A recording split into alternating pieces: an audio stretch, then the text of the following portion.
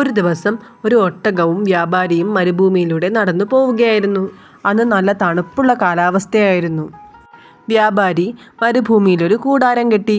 രാത്രി അവിടെ തന്നെ കൂടാമെന്ന് തീരുമാനിച്ചു. ഒട്ടകത്തെ പുറത്ത് കെട്ടിയതിനു ശേഷം അയാൾ അകത്ത് കയറി കിടന്നുറങ്ങി.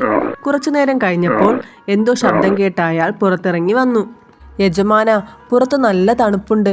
എൻ്റെ തലയൊന്ന് കൂടാരത്തിൻ്റെ അകത്ത് വെക്കാൻ അനുവദിക്കുമോ? ഒട്ടകം ചോദിച്ചു. അത് സമ്മതിച്ച അയാൾ കൂടാരത്തിൻ്റെ ഉള്ളിലേക്ക് കയറി. ഒട്ടകം തല മാത്രം അകത്തിട്ടു. കുറച്ചു നേരം കഴിഞ്ഞപ്പോൾ ഒട്ടകം തന്റെ 2 കാലുകൾ കൂടി പതിയെ കൂടാരത്തിന്റെ ഉള്ളിലാക്കി.